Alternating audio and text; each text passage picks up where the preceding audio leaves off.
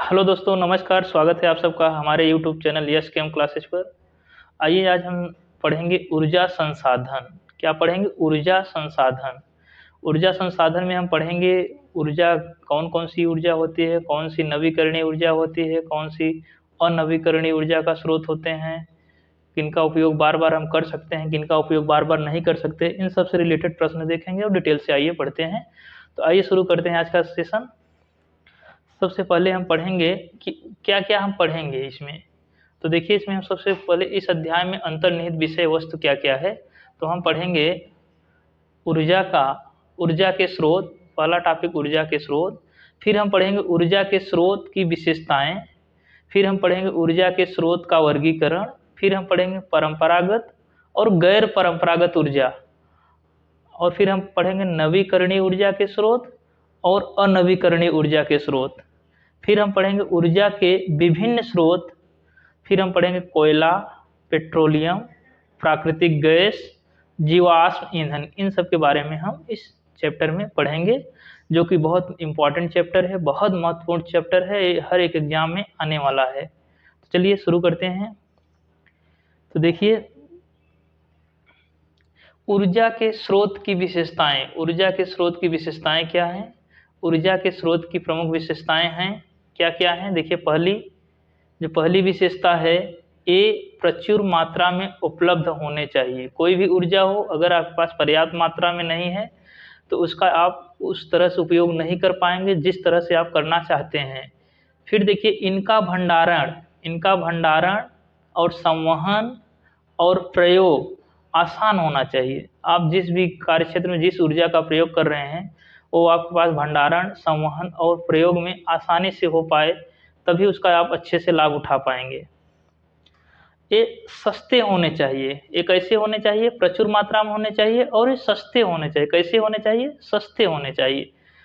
इनका ऊष्मीय मान अधिक होना चाहिए और इससे हानिकारक गैसों की उत्पत्ति नहीं होनी चाहिए। अगर आप इससे हानिकारक गैस की इनको जलाने से या इनका प्रयोग करने से हानिकारक गैस निकलती हैं, जैसे कार्बन डाइऑक्साइड हो गया, सल्फर डाइऑक्साइड हो गया, कार्बन मोनोऑक्साइड हो गया, इस तरह गैसें, विषैली गैसें निकलती हैं, तो पर्यावरण के साथ-साथ मानव जीवन को भी प्रभावित करता है। इसलिए इनसे जो उत्पत्ति होने वाली गैसें हैं, वो कैसी होनी चाहिए? वे हानिकारक नहीं होनी चाहिए, जो इनसे निकलनी है।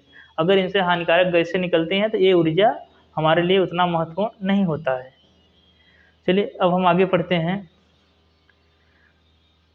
देखते हैं ऊर्जा के परंपरागत स्रोत। ऊर्जा के परंपरागत स्रोत क्या हैं और गैर परंपरागत ऊर्जा के स्रोत क्या हैं। तो देखिए, सबसे पहले हम देखेंगे परंपरागत। परंपरागत का अर्थ ये हुआ कि इनका उपयोग बहुत लंबे समय से, बहुत पुराने ज़माने के टाइम से उपयोग में ले रहे हैं लोग। इसका बहुत पहले से, प्राचीन समय से इनका उपयोग करते आ रहे हैं, तो इसलिए इसको कहेंगे परंपरागत ऊर्जा के स्रोत। जैसे उदाहरण के लिए क्या-क्या है? उदाहरण में आपका आ जाएगा कोयला। कोयला जैसे प्राचीन काल से उपयोग में आ रहा है। पेट्रोल हो गया, गैस हो गई, पवन ऊर्जा हो गया, पवन चक्की जिससे चलती है, बहुत पुराने समय से प्रचलित है। अब जाके इस समय तो बंद हो गई है, पहले बहुत चलती थी।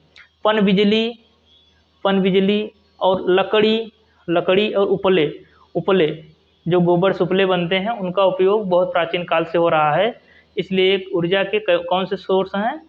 ये ऊर्जा के परंपरागत स्रोत हैं। अब देखिए,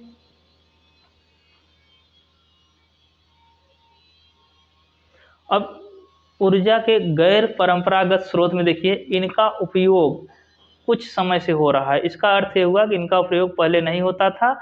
नए-नए आविष्कार, नए-नए खोज से इनका उपयोग होने लगा। जैसे सौर ऊर्जा सबसे इम्पोर्टेंट सौर ऊर्जा है, नवीकरणीय ऊर्जा का स्रोत है, कभी समाप्त नहीं होगा, ये असीमित है ऊर्जा के भंडार। तो सबसे इम्पोर्टेंट सौर ऊर्जा है। ये कैसा है? गैर परंपरागत में आएगा। इसका उपयोग बहुत प्राचीन काल से नहीं हो रहा है। जब से सौर ऊर्जा का आविष्कार हुआ, तब से इसका उपयोग हो रहा है। भूतापीय ऊर्जा, इसका मतलब पृथ्वी के अंदर जो ऊर्जा है उसका उपयोग करके पहले नहीं होता था, अब हो रहा है। ज्वारीय ऊर्जा और इसी प्रकार परमाणु ऊर्जा का भी पहले प्रयोग नहीं होता था, अब जाके प्रयोग होने लगा। जैसे परमाणु बम है, परमाणु एनर्जी है, इस तरह के कई सारे संसाधन परमाणु ऊर्जा पर भी आधारित हैं, कई सारे सोर्स हैं। अब देखिए नीचे देखिए, नवीकरणीय, यह सबसे इम्पोर्टेंट यही चीज़ है कि ऊर्जा के नवीकरणीय स्रोत क्या हैं, ऊर्जा की अनवीकरणीय स्रोत कहाँ हैं। तो यहाँ से क्वेश्चन बार बार उठाया जाता है कि ऊर्जा के नवीकरणीय स्रोत क्या हैं, ऊर्जा के अनवीकरणीय स्रोत क्या हैं। तो देखिए ऊर्जा के नवीकरणीय, नवीकरणीय का ये अर्थ हुआ कि अक्षय, जो कभी समाप्त न हो, अक्षय ऊर्जा हो, क्या हो, अक्षय, जो कभी नष्ट न हो, जो कभी चुकी, जिसका कभी क्षय न हो, जो कभी समाप्त न हो, असमाप्य हो, जो कभी जिसका क्षय न हो, तो उसे कहेंगे नवीकरणीय ऊर्जा। क्या कहेंगे, नवीकरणीय ऊर्जा के स्रोत, अक्षय ऊर्जा के स्रोत। अनवीकरणीय ऊर्जा का स्रोत क्या होता है, जो समाप्त हो जाए, जिनका प्रयोग एक बार कर लेने के बाद दोबारा प्रयोग में नहीं कर सकते, उन्हें अनवीकरणीय ऊर्जा कहते हैं। देखिए इसमें क्या है कि इसमें है ये नवीकरणीय में, हम देखिए ये एक बार उपयोग होने के बाद दोबारा भी उपयोग में हो सकते हैं, ये नवीकरणीय ऊर्जा है। और देखिए इनके भंडारण, जो इनके भंडार हैं कभी समाप्त नहीं होते, जैसे सौर ऊर्जा, इनके भंडार समाप्त नहीं होंगे, इनसे प्रदूषण भी नहीं होता, तो ये नवीकरणीय ऊर्जा के स्रोत हैं, इनसे प्रदूषण नहीं होता। अब देखिए अनवीकरणीय ऊर्जा क्या क्या है, ये एक बार उपयोग होने के बाद, एक बार उपयोग होने के बाद दोबारा उपयोग नहीं हो सकते। मतलब इसका अर्थ यही हुआ कि अनवीकरणीय ऊर्जा है, एक बार आप प्रयोग कर सकते हैं, उसके बाद वो खत्म हो जाएगा, वो नष्ट हो जाएगा, उसका उपयोग दोबारा नहीं कर सकते। जैसे कोयला, कोयला एक बार आप जला लेंगे तो उसका उपयोग दोबारा नहीं कर पाएंगे। जैसे पेट्रोल आप एक बार जला दिए तो उसका दोबारा उपयोग नहीं कर पाएंगे। तो ये आपके अनवीकरणीय ऊर्जा के स्रोत हैं।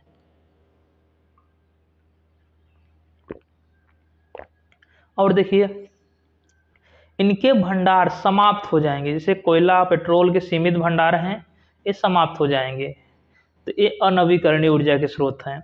इससे प्रदूषण भी होता है, कोयला जलाने से भी प्रदूषण होता है, पेट्रोल जलाने से, उनके दहन से भी प्रदूषण होता है। अब उदाहरण देखिए, क्या है, नवीकरणीय ऊर्जा के स्रोत के उदाहरण देखिए। नवीकरणीय ऊर्जा के जो स्रोत हैं उनका उदाहरण क्या है, नवीकरणीय में सूर्य आ जाएगा, सूर्य ऊर्जा या सौर ऊर्जा, पवन ऊर्जा, भूतापीय ऊर्जा, ज्वारीय ऊर्जा, जल विद्युत ऊर्जा और बायोगैस ऊर्जा। क्या है, बायोगैस, बायोगैस भी नवीकरणीय में आएगा। अनवीकरणीय में क्या आएगा, लकड़ी की ऊर्जा, लकड़ी को जलाने से जो एनर्जी प्राप्त होती है, कोयला, पेट्रोल, डीजल, परमाणु ऊर्जा और गैस। ध्यान रखिएगा, नवीकरणीय जब पूछता है तो एक उसमें से कोई अनवीकरणीय दिया रहेगा। जैसे कोयला पूछ लेगा इसमें से कौन सा नवीकरणीय स्रोत नहीं है, तो ध्यान रखना कि इसमें सौर ऊर्जा, पवन ऊर्जा, भूतापीय ऊर्जा, या तो लकड़ी, कोयला, एक इधर से डाल दिया जाएगा, पेट्रोल, कोयला या तो कोई और एक। और जब अनवीकरणीय कहेगा इनमें से कौन सा अनवीकरणीय स्रोत है या तो नहीं है, तो 3 इधर से ले लेगा, कोई एक ऑप्शन में इधर डाल देगा। इसको ध्यान रखना है कैसे आपको पकड़ना है, कैसे करना है। अब देखिए गैर परंपरागत जो ऊर्जा के स्रोत हैं उनमें क्या है, एक परमाणु ऊर्जा जो है एक गैर परंपरागत में आता है, परमाणु ऊर्जा, और यहाँ पर अनवीकरणीय में आएगा। कहाँ आएगा, अनवीकरणीय में आएगा। और यहाँ पर जो सौर ऊर्जा, भूतापीय ऊर्जा, ज्वारीय ऊर्जा है, ये नवीकरणीय में आ जाएगा। नवीकरणीय में कैसा है, ये गैर परंपरागत है, ये नवीकरणीय हो जाएंगे। और इसी गैर परंपरागत का एक परमाणु ऊर्जा जो है वो अनवीकरणीय में आएगा। किस में आएगा, अनवीकरणीय में आएगा। इसका मतलब इसका उपयोग परमाणु ऊर्जा का एक बार उपयोग करने के बाद खत्म हो जाएगा, दोबारा नहीं कर पाएंगे। चलिए आगे हम देखते हैं ऊर्जा के विभिन्न सोर्स। ऊर्जा के विभिन्न सोर्स क्या क्या हैं उनको हम पढ़ेंगे। ऊर्जा के विभिन्न स्रोत क्या क्या हैं हम उनको पढ़ेंगे, इनका सोर्स क्या क्या है। तो सबसे पहले हम कोयला पढ़ेंगे। क्या पढ़ेंगे, कोयला, कोल। कोल मीन्स कोयला होता है। देखिए कोयला में हम क्या क्या पढ़ेंगे, यह बहुत पुराना ऊर्जा का स्रोत है। कोयला जो है बहुत पुराना ऊर्जा का स्रोत है। फिर दूसरी बात देखिए, यह पृथ्वी की भूपर्पटी में पाया जाता है। इसका निर्माण वनस्पतियों के दबने से हुआ है। तो कोयले का निर्माण कैसे हुआ? वनस्पतियों के दबने से हुआ है। फिर देखिए इसका मुख्य घटक, कोयले का जो मुख्य घटक है वह क्या है? कार्बन होता है। क्या होता है? कार्बन। कोयले का जो मुख्य घटक है वह क्या है? कार्बन है। फिर देखिए यह 4 प्रकार का होता है। तो कोयले कितने प्रकार होते हैं आपको बताना है? 4। कौन कौन से होते हैं? देखिए पिट, लिग्नाइट, लिग्नाइट को भूरा कोयला कहते हैं। बिटुमिनस, बिटुमिनस को घरेलू कोयला कहते हैं जिसका प्रयोग सबसे ज़्यादा होता है। और एंथ्रासाइड, एंथ्रासाइड को सबसे उच्च कोटि का जो कोयला होता है, जो सर्वोत्तम प्रकार का कोयला होता है, उसे एंथ्रासाइड कहते हैं। एंथ्रासाइड सबसे उच्च कोटि का कोयला होता है, तो इसे हम एंथ्रासाइड कहते हैं। एंथ्रासाइड कहाँ पाया जाता है? जम्मू एंड कश्मीर में, जम्मू एंड कश्मीर में पाया जाता है एंथ्रासाइड कोयला। पिट सबसे घटिया, जो पिट है कोयले के प्रकार में, जो पिट कोयला है, पिट प्रकार का कोयला है, सबसे घटिया है। और एंथ्रासाइड जो है सबसे अच्छा कोयला, सबसे उत्तम कोयला है, सबसे उच्च कोटि का कोयला है जो एंथ्रासाइड है। इसमें कार्बन की मात्रा सबसे अधिक पाई जाती है। सबसे ज़्यादा उपयोग, जो कोयले के प्रकार का सबसे ज़्यादा उपयोग है, वो किस प्रकार के कोयले का उपयोग है? बिटुमिनस का। बिटुमिनस जो कोयला है इसका प्रयोग सबसे ज़्यादा होता है, क्योंकि यह घरेलू कोयला कहलाता है। इसका हर जगह उपयोग होता है, खाना बनाने में, ये छोटी छोटी भट्ठी में इसका हर जगह प्रयोग होता है, इसलिए इसका प्रयोग सबसे ज़्यादा होता है।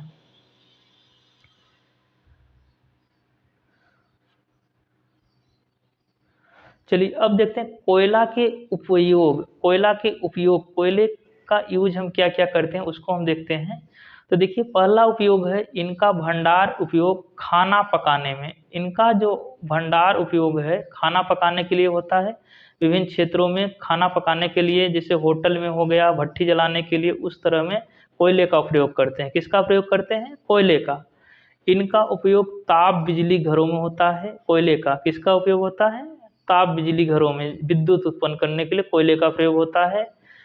इससे कोक, कोलतार और कोल गैस प्राप्त किया जा सकता है, कोयले का उपयोग है। विश्व में चीन, चीन जो है कोयले का अग्रणी उत्पादक है। विश्व में सबसे ज़्यादा कोयला कहाँ होता है? तो आपको बताना है चीन में। कहाँ होता है? चीन में। फिर देखिए भारत में पश्चिम बंगाल, पश्चिम बंगाल में रानीगंज और झारखंड में झरिया, धनबाद, बोकारो, इन स्थानों में प्रमुख कोयला उत्पादन केंद्र हैं। सबसे ज़्यादा भारत में इन कोयला इसी स्थानों से उत्पादित किया जाता है। तो वो है पश्चिम बंगाल में रानीगंज, झारखंड में झरिया, धनबाद और बोकारो से। अब देखिए भारत में एंथ्रासाइड कोयला जम्मू कश्मीर, अभी हमने बताया एंथ्रासाइड कोयला कहाँ पाया जाता है? यह जम्मू और कश्मीर में पाया जाता है। सबसे इम्पॉर्टेंट प्रश्न यही बन सकता है कि भारत में एंथ्रासाइड कोयले का उत्पादन कहाँ होता है? तो आपको बताना है जम्मू और कश्मीर में। देखिए कोयले के प्रकार और कार्बन की मात्रा, कार्बन की मात्रा के आधार पर कोयले के प्रकार को बांटा गया है, जिसमें कार्बन की मात्रा जितना अधिक होती है वह कोयला उतना ही उत्तम होता है, उतना ही उच्च कोटि का होता है। तो देखिए पिट जो है, पिट में कार्बन की मात्रा 30% है, तो सबसे घटिया कोयला कौन सा होता है? पिट होता है। लिग्नाइट, लिग्नाइट में 38 से 40% कोयला होता है, कार्बन होता है। बिटुमिनस, बिटुमिनस में 65 से लेकर 70%, कितना? 65 से लेकर 70% कार्बन होता है। और इस सबसे ज़्यादा प्रयोग बिटुमिनस का होता है, क्योंकि यह घरेलू कोयला होता है, इसका उपयोग सबसे ज़्यादा होता है। एंथ्रासाइड कोयला सबसे उच्च कोटि का कोयला होता है, इसमें 94 से 98% तक कार्बन की मात्रा होती है। तो इसलिए सबसे उच्च गुण का या उच्च कोटि का कोयला कौन सा होता है, या सर्वोत्तम प्रकार का कोयला कौन सा होता है? एंथ्रासाइड। और इसका उपयोग, इसका उत्पादन कहाँ से होता है? तो इसका उत्पादन जम्मू कश्मीर से। ध्यान रखिएगा, इन्हीं से प्रश्न बनते हैं। फिर देखिए पेट्रोलियम क्या है। पेट्रोलियम के बारे में पढ़ेंगे। पेट्रोलियम का अर्थ होता है पेट्रा, पेट्रोलियम बना है पेट्रा, पेट्रा का अर्थ होता है रॉक, रॉक का अर्थ होता है चट्टान, चट्टान। पेट्रा का अर्थ होता है रॉक और रॉक का अर्थ होता है चट्टान। और ओलियम, ओलियम का अर्थ होता है आयल, ओलियम का अर्थ होता है आयल। तो यहाँ से बना है पेट्रोलियम। और आयल का अर्थ होता है तेल। तो यहाँ पर बना चट्टानी तेल, क्या बन गया? चट्टानी तेल। तो पेट्रोलियम का अर्थ होता है चट्टानी तेल, अर्थात जो चट्टानों को खोद कर निकाला जाता है जिस प्रकार का तेल, उसे कहते हैं पेट्रोलियम। तो चलिए आइए देखते हैं पेट्रोलियम क्या है।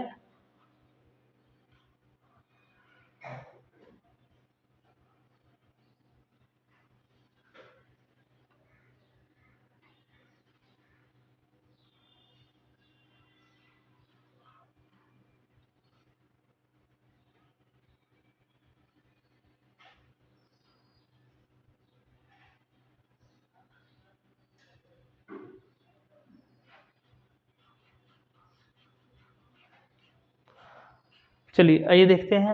अब देखिए, यह गाढ़े रंग का काला बदबूदार द्रव होता है। पेट्रोलियम कैसा होता है? गाढ़े रंग का। यह गाढ़े रंग का काला बदबूदार द्रव होता है। कैसा होता है? गाढ़ा होता है, काला होता है और कैसा है? बदबूदार। कैसा द्रव है? बदबूदार द्रव। यह जमीन के नीचे वनस्पतियों एवं जीव जंतुओं के दबने से बनता है। यह जमीन के अंदर वनस्पतियां और जीव जंतुओं के दबने से कई वर्षों बाद पेट्रोलियम में परिवर्तित हो जाता है।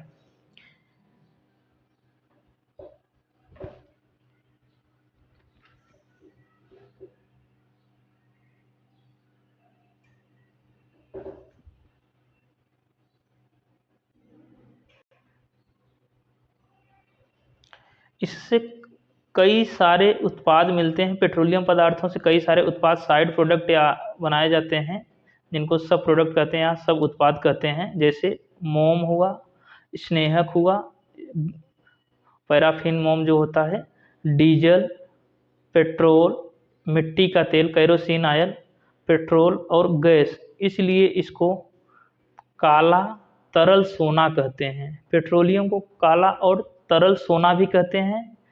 देखिए, आपको ये बहुत आसान भाषा में बता रहे हैं, जिससे आपको एक बार में ही आपके माइंड में सेट हो जाए, बार बार आपको पढ़ने की ज़रूरत न पड़े, और आप जब प्रश्न बने तो उसको कर पाएँ अच्छे से।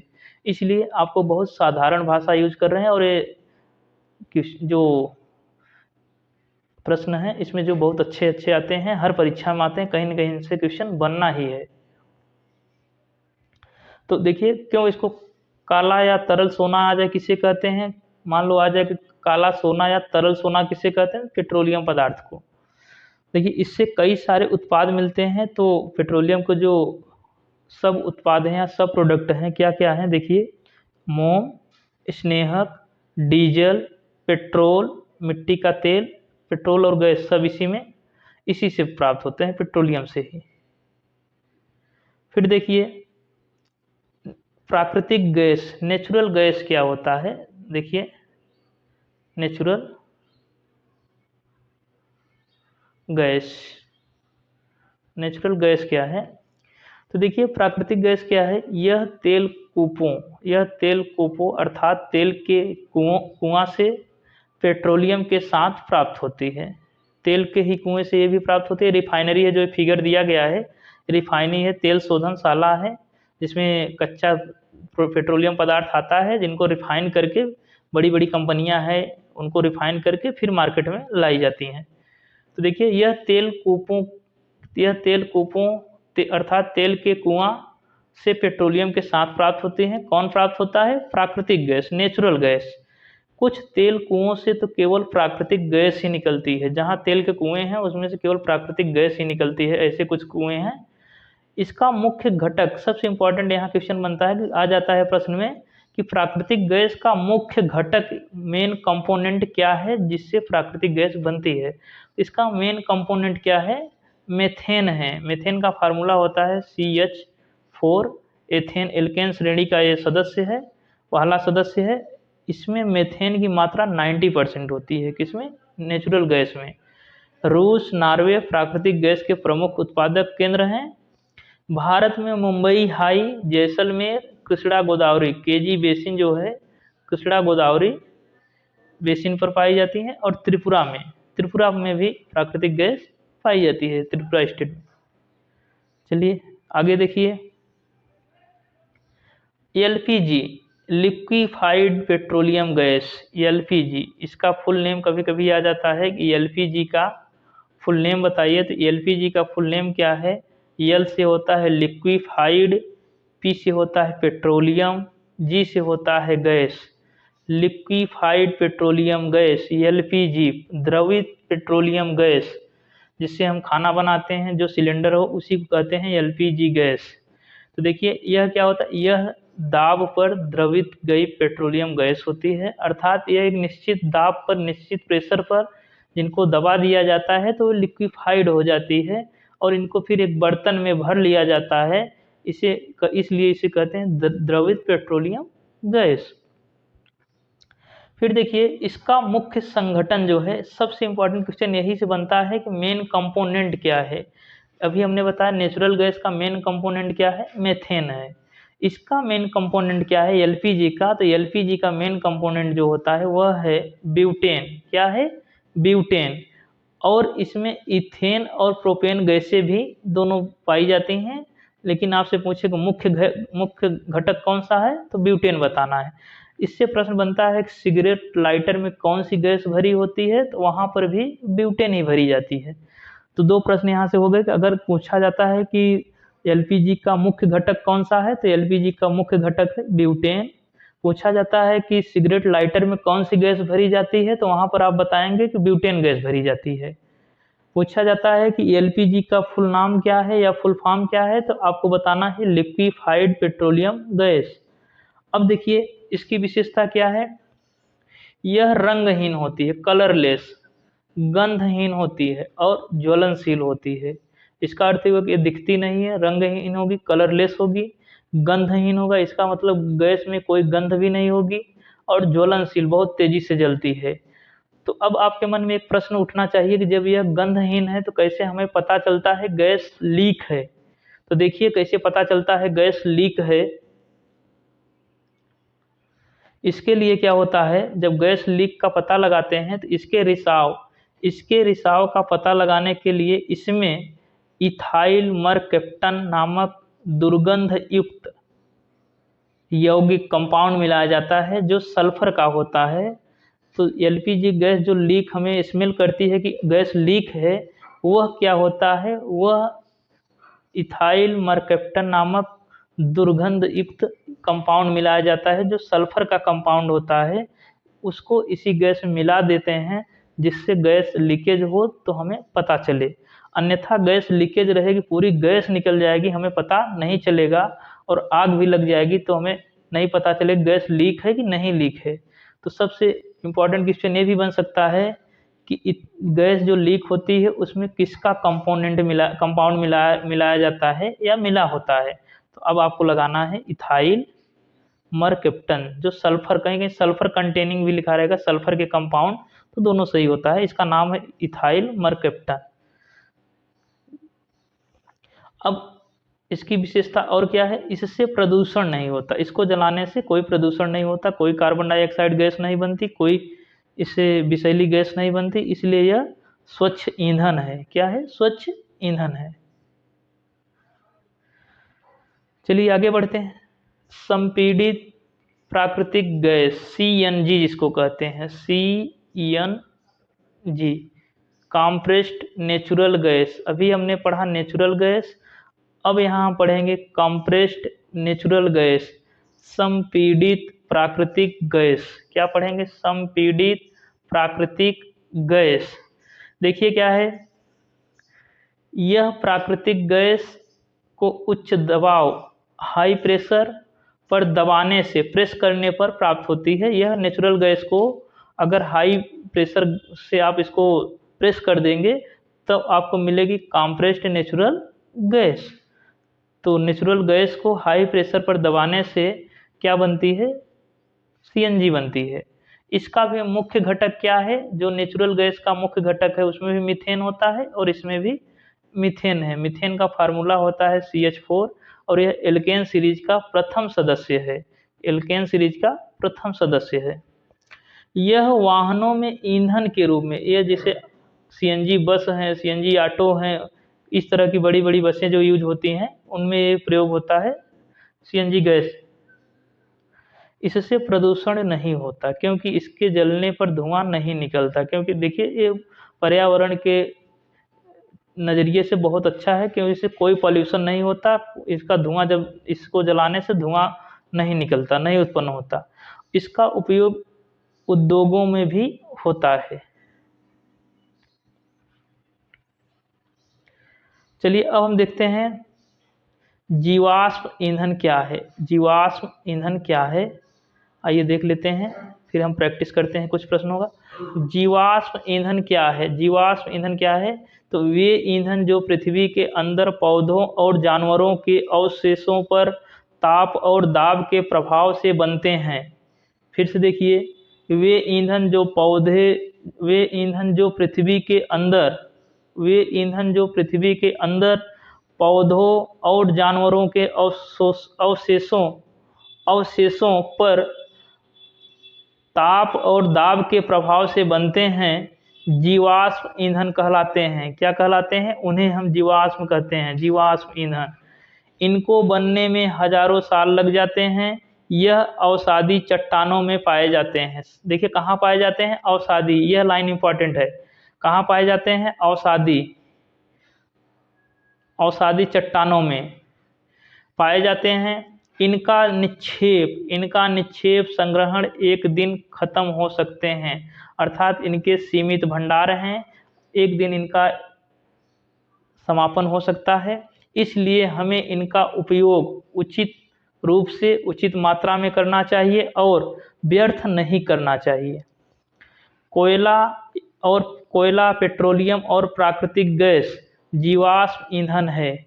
एक क्वेश्चन यहाँ से बन सकता है कि निम्नलिखित में से कौन सा जीवाश्म ईंधन है या जीवाश्म ईंधन नहीं है। तो आपको याद रखना है, कोयला, पेट्रोलियम और प्राकृतिक गैस जीवाश्म ईंधन है। क्या है?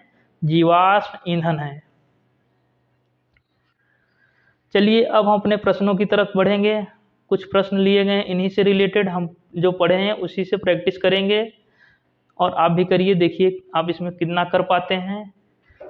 और इस चैप्टर से ऊर्जा संसाधन, कोई भी एग्जाम हो, आपको वहाँ से उस क्वेश्चन पेपर में यहाँ से इस टॉपिक से प्रश्न देखने को ज़रूर मिलेंगे, तो इसलिए इसको अच्छे से पढ़िएगा।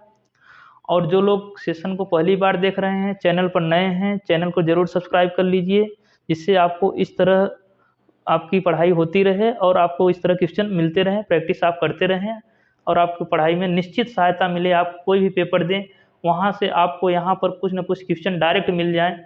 इस तरह इस सेशन का उद्देश्य है और इस चैनल का उद्देश्य है कि आपका कोई भी एग्जाम हो, आपके कुछ न कुछ हेल्प ज़रूर करे और इससे सीधे क्वेश्चन रिलेटेड जो यहाँ पढ़ाया जाए वही आपके पेपर में भी मिले। तो जो लोग नए हैं, जो सेशन पर पहली बार आए हैं, जो चैनल को पहली बार विजिट कर रहे हैं, उसको ज़रूर सब्सक्राइब कर लीजिए वो लोग।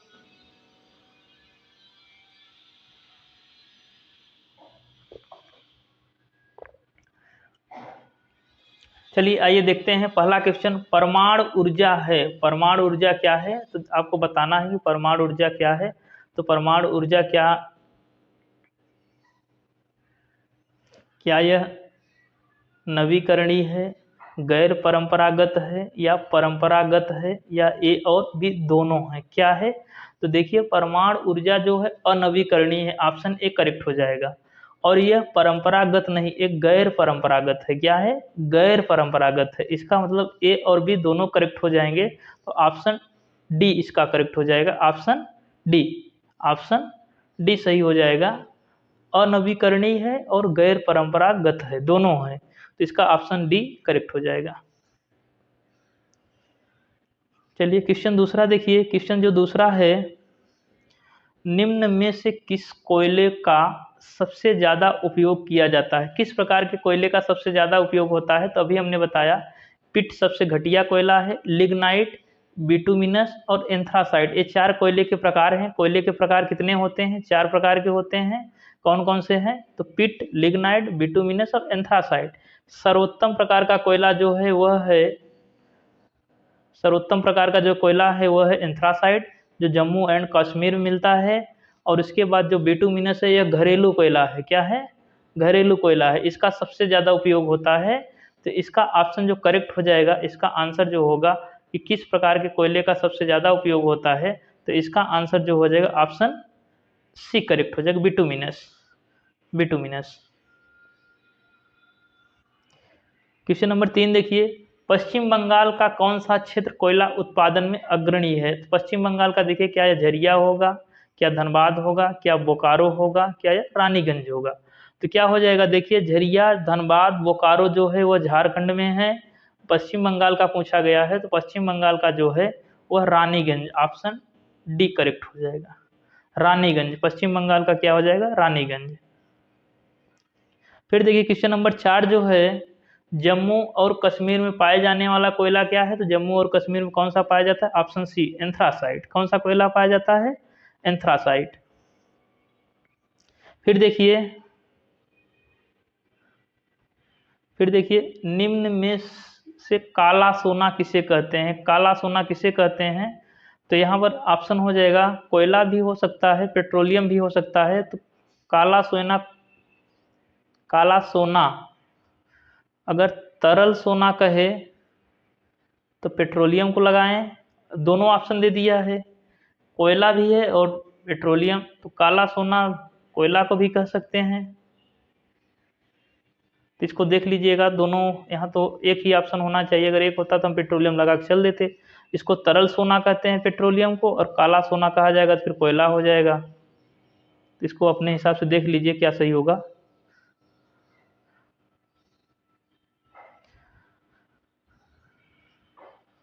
क्वेश्चन नंबर 6 देखिए, प्रभाजी आसवन संबंधित है। प्रभाजी आसवन किससे संबंधित है? ये ऑप्शन ए हो जाएगा, पेट्रोलियम पदार्थों को प्रभाजी आसवन विधि द्वारा बड़ी बड़ी रिफाइनरी कंपनियों से प्रभाजी आसवन द्वारा उनकी अशुद्धियां दूर की जाती हैं, फिर मार्केट में पेट्रोल आता है। कोयले से तो होगा नहीं, पवन ऊर्जा से होगा नहीं, सौर ऊर्जा से होगा नहीं, तो एक ही ऑप्शन बचता है, तो क्या हो जाएगा, पेट्रोलियम से। क्वेश्चन नंबर 7 देखिए, क्वेश्चन नंबर 7 है, प्राकृतिक गैस का मुख्य संघटक क्या है? नेचुरल गैस का मेन कंपोनेंट क्या है? तो प्राकृतिक गैस का, नेचुरल गैस का मेन कंपोनेंट क्या है? क्या ऑप्शन ए मीथेन है, ऑप्शन बी ब्यूटेन है, ऑप्शन सी प्रोपेन है, और ऑप्शन डी कार्बन डाइऑक्साइड है? तो क्या हो जाएगा, तो नेचुरल गैस का जो मेन कंपोनेंट है वह हो जाएगा नेचुरल गैस। ध्यान रखिएगा, एलपीजी नहीं, नेचुरल, तो इसका मीथेन हो जाएगा, मीथेन। मीथेन या मेथेन ऐसे भी लिखा मिल सकता है, मेथेन या फिर ऐसे मेथेन, दोनों सही है, मीथेन भी सही है, एक ही बात है। चलिए क्वेश्चन नंबर 8 देखिए, क्वेश्चन नंबर 8 जो है, वाहनों के लिए साफ सुथरा ईंधन है। वाहनों के लिए साफ सुथरा ईंधन क्या है? तो क्या वो पेट्रोल होगा, डीजल होगा, एलपीजी होगा, सीएनजी होगा? तो क्या हो जाएगा, वाहन जिससे कोई प्रदूषण नहीं होता, तो वह हो जाएगा CNG. CNG compressed natural gas, इसका मुख्य घटक होता है, इसका भी मेथेन। चलिए क्वेश्चन नंबर 9 देखिए, क्वेश्चन नंबर 9 है, पवन ऊर्जा किस प्रकार का ऊर्जा का स्रोत है? क्या यह नवीकरणीय है, अनवीकरणीय है, गैर परंपरागत है, परंपरागत है, या जीवाश्म है? जीवाश्म काट दीजिए। फिर उसके बाद क्या बचता है देखिए,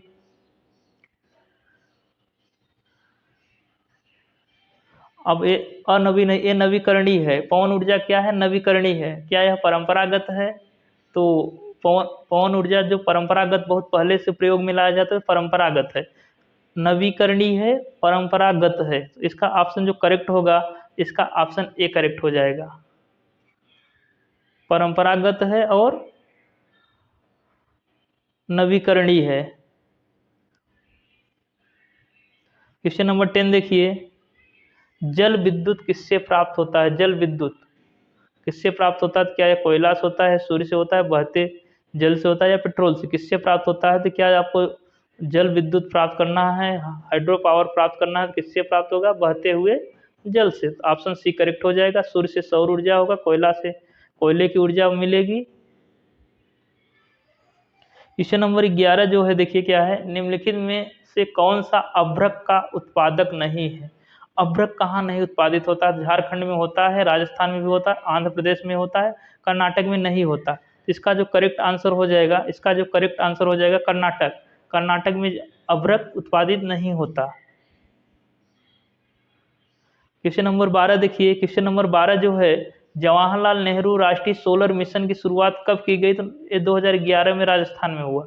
इसको ध्यान रखिए, जवाहरलाल नेहरू राष्ट्रीय सोलर मिशन की शुरुआत कब हुई? तो 2011 में हुआ। क्वेश्चन नंबर 13 देखिए, भारत में थोरियम खनन के लिए प्रसिद्ध जादूगोड़ा, जादूगोड़ा किस राज्य में है? तो जादूगोड़ा कहाँ है? देखिए, थोरियम उत्पादन के लिए जादूगोड़ा कहाँ है?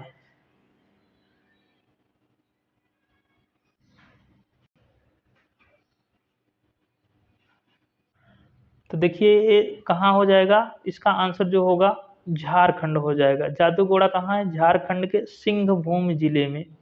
कहाँ? सिंहभूम जिले में, सिंहभूम जिले में हो जाएगा जादूगोड़ा। क्वेश्चन नंबर 14 देखिए, एलपीजी गैस का मुख्य घटक कौन सा है? तो क्या हो जाएगा? ब्यूटेन। ऑप्शन सी करेक्ट हो जाएगा, ब्यूटेन। क्वेश्चन नंबर 15 देखिए, कोयला का सर्वोत्तम प्रकार कौन सा है? तो क्या बिटुमिनस होगा? यहाँ ऐसे लिखा होना चाहिए, बिटुमिनस। बिटुमिनस, लिग्नाइट, एंथ्रासाइट, पिट। तो कोयले का सर्वोत्तम प्रकार पूछा गया है, तो सर्वोत्तम प्रकार का कौन सा कोयला होता है? अभी हमने बताया है, कौन सा हो जाएगा? एंथ्रासाइट। ऑप्शन सी करेक्ट हो जाएगा। बस आज के सेशन में इतना ही। अगर आपको सेशन अच्छा लगे तो लाइक ज़रूर करिए, और अगर सेशन पर पहली बार आए हैं, चैनल को पहली बार देख रहे हैं, तो चैनल को सब्सक्राइब ज़रूर करिए। आपको आपके परीक्षा में निश्चित तौर पर आपकी सहायता करेगा। आपको क्वेश्चन करने में, आपके पेपर को कैसे सॉल्व करेंगे, उस तरह के क्वेश्चन कैसे आते हैं, आपकी हेल्प निश्चित तौर पर होगी यहाँ से। इस चैनल